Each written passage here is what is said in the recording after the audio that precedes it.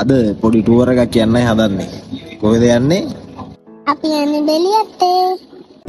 ගායිස් ඉතින් අද මම ඕගොල්ලෝ එක්කගෙන යන්නේ බෙලියත්තට ට්‍රේන් එකේ ටුවර් එකක්. වීඩියෝ එකත් එක දිගටම රැඳිලා ඉන්න මේ සුන්දරත්වය විඳින්න. ඉතින් ඔන්න බූසර ට්‍රේන් එක ආවා. අපි ඉක්මනටම මේ ට්‍රේන් එකට ගොඩ වුණා. මගේ වයිෆ් දරුවෝ දෙන්න ලොකු මස්සිනා මේ ගමනට එකතු වෙනවා. බොහොම සුන්දර ගමනක් වුණා මේ ගමන අපිට. මොකද දවල්ට වගේ නෙවෙයි රෑට මාරම වයිබ් එකක් තියෙන්නේ.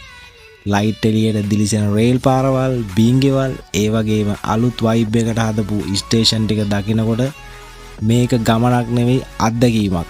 ඉතින් ඔන්න අපි මාතර ස්ටේෂන් එක පහු කරගෙන ඉස්සරහට යනවා.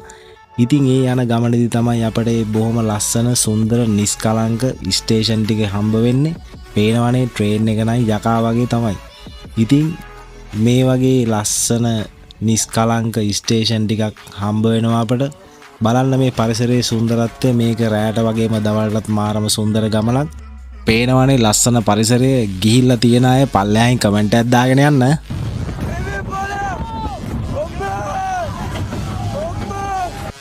හැම ස්ටේෂන් එකකම නැවැත්තුවට මොකද ට්‍රේන් එක පිකප් වුණාම යකා වගේ තමයි ගිහිල්ලා තියෙන අය දන්නවා මේ ගැන. ඉතින් පේනවනේ මේ වගේ ලස්සන සුන්දර අලුතෙන් හදපු ස්ටේෂන් වල මේ රැයට තියෙන නිස්කලංක බවේ ලස්සන විඳින්න ඕන නම් අනිවාර්යෙන් රැයට මේ ගමන යන්නම ඕන.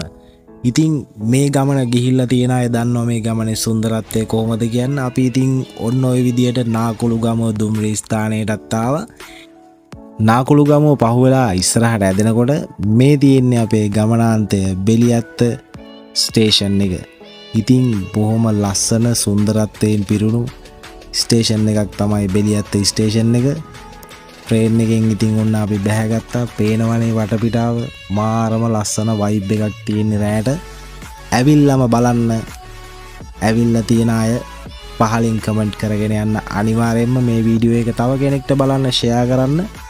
ස්ටේෂන් එකෙන් බැස්සම ඉතින් තම තමන්ගේ ගමනාන්තවලට යන්න බස් එකක්, ප්‍රවාහන පහසුකම් වලට ෆ්‍රී විල් ඕනම දෙයක් තියෙනවා.